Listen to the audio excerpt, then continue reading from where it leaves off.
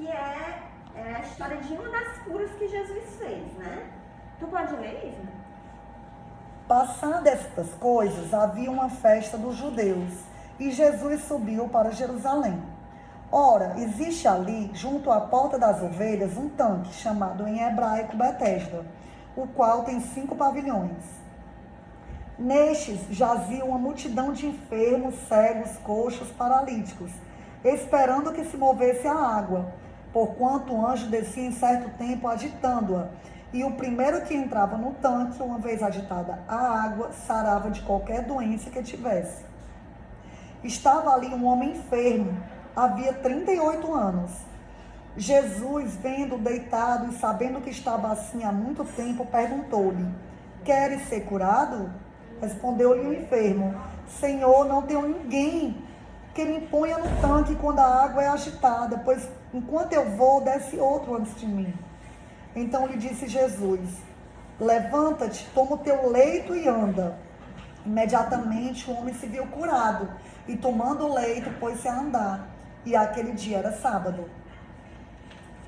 Então aqui a gente tem vários detalhes, né? Já no primeiro versículo, ele fala que Jesus ele estava lá em Jerusalém para numa das festas da tradição judaica, né? Então, e que ele entrou em Jerusalém. Jerusalém era uma cidade murada e tinha, naquela época, 12 portas, né, para entrar em Jerusalém. E ele entrou pela porta das ovelhas, que era próximo desse tanque onde aconteceu o milagre. A porta das ovelhas era perto do tanque e perto do templo, né? Eu achei um detalhe interessante que eu pesquisando, eu acredito que a Bíblia, ela nada é escrito por acaso, né? Tudo foi minuciosamente pensado pelo Espírito Santo. Então, o fato de Jesus ter entrado pela porta das ovelhas é um detalhe que João quis colocar, porque ele podia ter omitido, e é porque é importante.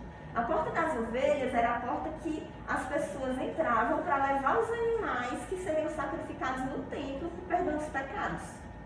E Jesus, sendo o Cordeiro de Deus, que tira o pecado do mundo, que ia ser sacrificado para tirar o pecado, entra justamente por essa porta.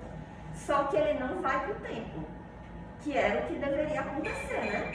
Ele vai para o tanque de Betesda. E isso também não é uma coincidência.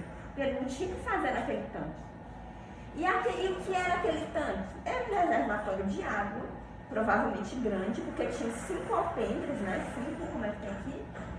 5 pavilhões ao redor dele, onde se amontoavam pessoas com todo tipo de enfermidade. Cegos, paralíticos, coxos, ressequidos, todos esperando por um milagre. O que acontecia naquele tanque? Quando a água era agitada, o primeiro que entrasse no tanque, é o que conta na passagem, né? O primeiro que entrasse no tanque era curado. Aí tem vários estudos sobre esse tanque, mas eu acho que aqui não é o momento da gente estudar o que acontecia realmente nesse tanque. O importante é que o que acontecia está escrito, né? O primeiro que entrasse no tanque, quando as águas eram agitadas, ele era curado. E tinha muita gente ali ao redor esperando por isso. Só que uma coisa que eu nunca tinha percebido, que eu vim perceber há pouco tempo, foi no que aquele lugar tinha se transformado. Aquele lugar tinha se transformado num lugar de misérias. Na verdade, provavelmente uma arena de gladiadores, sem esperança, miseráveis, disputando, duelando para ver quem entrava primeiro naquele tanque. Porque somente o primeiro que entrasse, quando a água era agitada, é que seria curado. Talvez se empurrando, passando uns por cima dos outros. Na verdade, ali estavam todos para atender seus próprios interesses, né? Em esforços egoístas. Não tinha uma organização. O que a gente, pesquisando sobre como era esse tanque, alguns estudos mostram que algumas pessoas pagavam servos, escravos, para colocarem as pessoas no tanque quando a água era agitada. Então tinha gente passando na frente dos outros. Tinha muita gente lá esperando que nunca conseguia, que era o caso desse paralítico, né?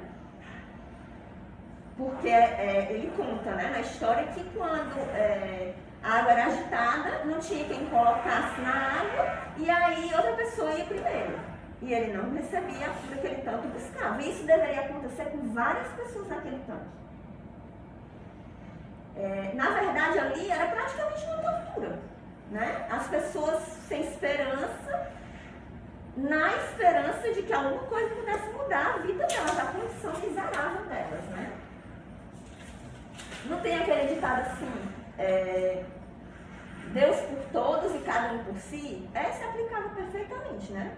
Deus podia estar agindo ali para abençoar as pessoas, mas eles transformaram no cada um por si e vão...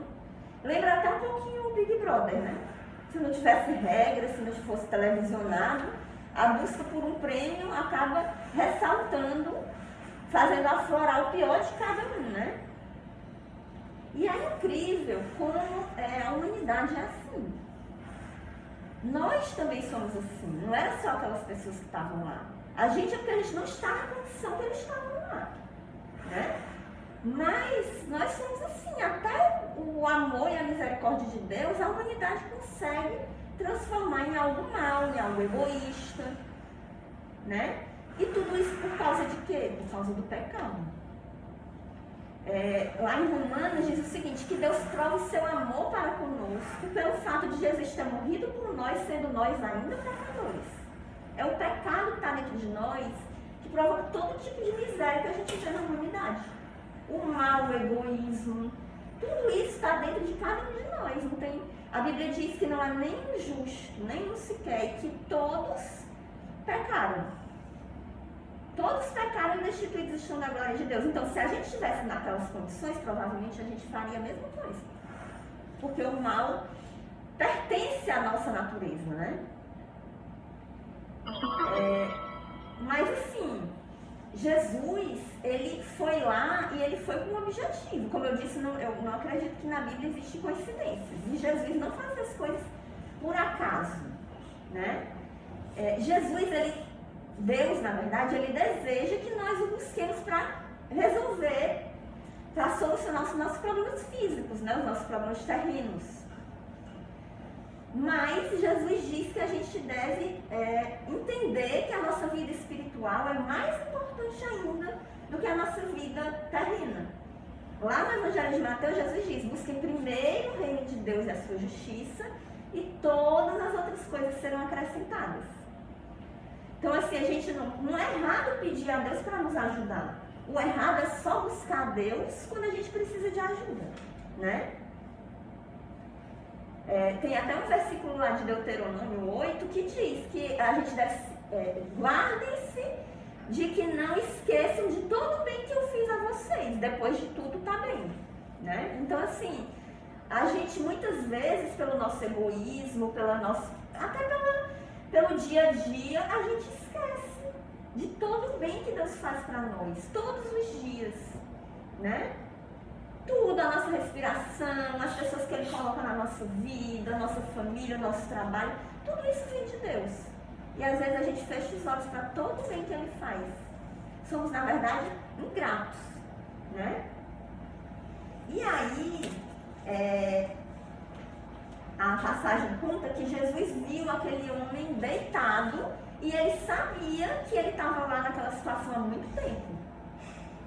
E isso também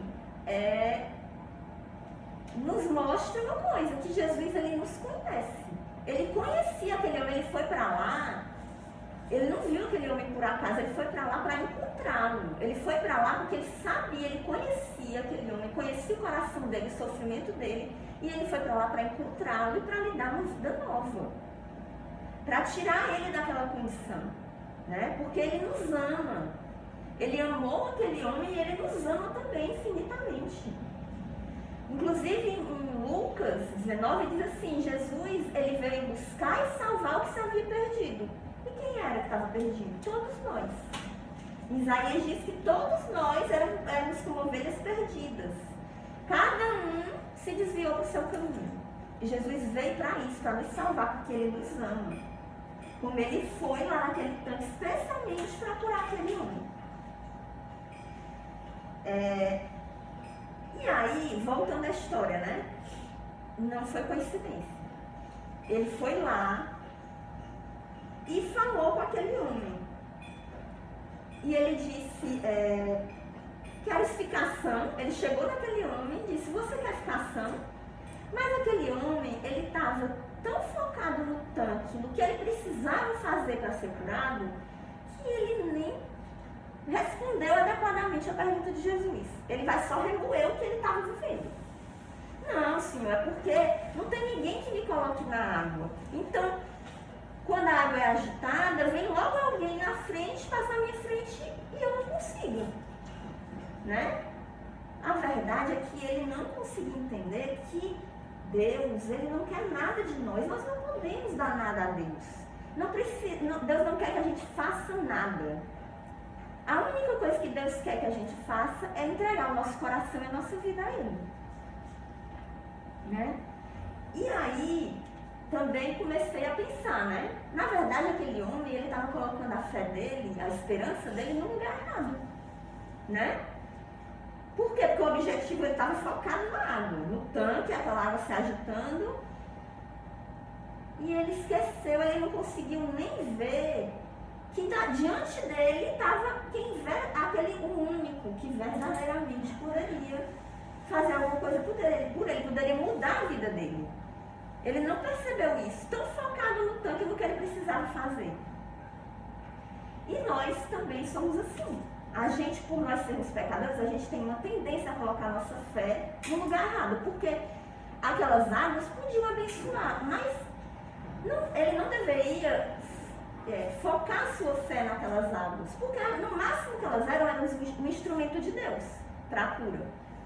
Mas ele só estava olhando para aquilo. E nós também podemos fazer isso. Né? A gente ouve muito falar hoje em dia, fé na vida, fé nas pessoas, fé em mim mesmo. Algumas pessoas põem a sua confiança no dinheiro. Eu tenho esse dinheiro aqui, então estou tranquilo. Outras pessoas põem a sua confiança na sua capacidade física, na sua capacidade intelectual, né? E não sabe que tudo isso é passageiro, que de um dia para a noite o dinheiro vai embora, a capacidade intelectual e física vai embora. Tem gente que põe fé na igreja, existem infinidades de opções, de possibilidades da gente colocar a fé no lugar errado. Mas a Bíblia diz que a nossa fé deve ser em Jesus Cristo.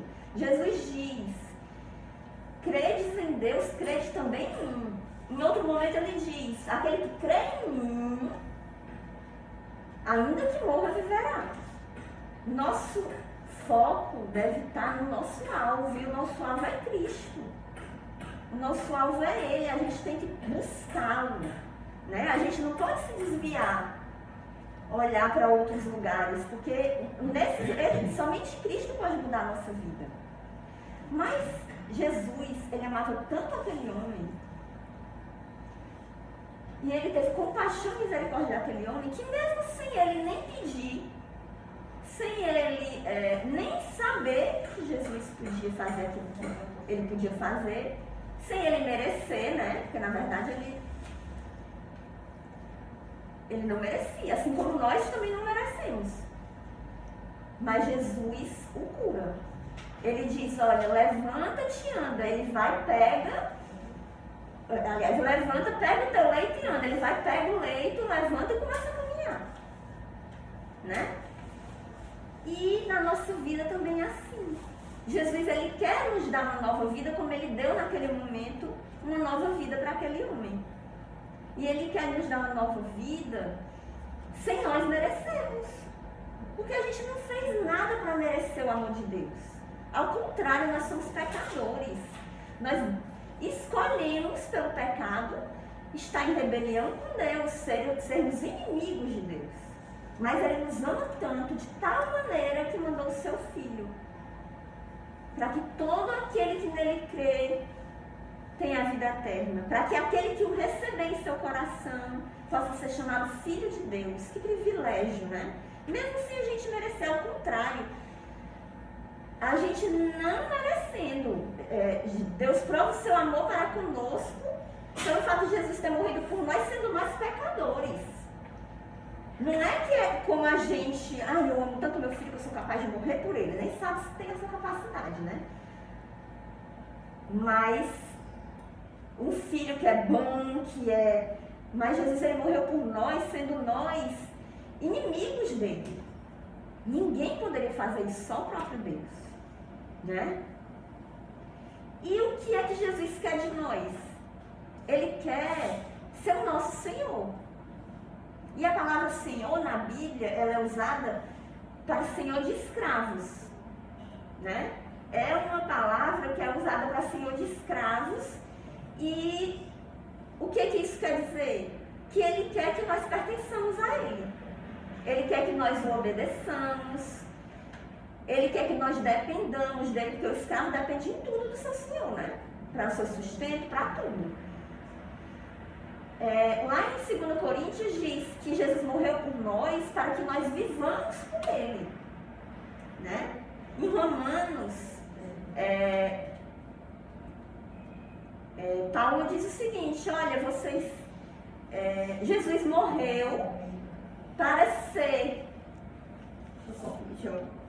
Jesus morreu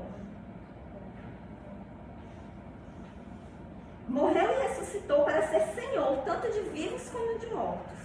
1 Pedro diz: santificai a Cristo como Senhor no vosso coração. E lá em Romanos 1, Paulo ele se apresenta desse jeito: eu, Paulo, escravo de Cristo. É isso que Jesus espera de nós. Que nós sejamos dele. Que nós entreguemos a nossa vida completamente a Ele. Que Ele seja aquele que manda na nossa vida. E aí tem um versículo lá de Apocalipse que Jesus diz: olha, eis que estou à porta e bato. Aquele que ouvir a minha voz e abrir a porta, eu entrarei e cearei com ele. Jesus está à porta do nosso coração, de cada das pessoas que estão aqui. E Ele está batendo, Ele está dizendo: olha, eu quero ser o seu Salvador e o seu Senhor. Eu quero ser o dono da sua vida. Mas a gente precisa entregar verdadeiramente a nossa vida para Jesus, né? Porque Ele nos dá a salvação de graça, sem nós merecermos. Mas Ele quer que a nossa vida seja abundante e perfeita na presença dEle, né? Porque Ele, obedecendo a Jesus, a gente vai encontrar realmente a verdadeira felicidade. E aí a gente tem uma musiquinha que eu acho que só por ela já valeria, porque ela é linda música.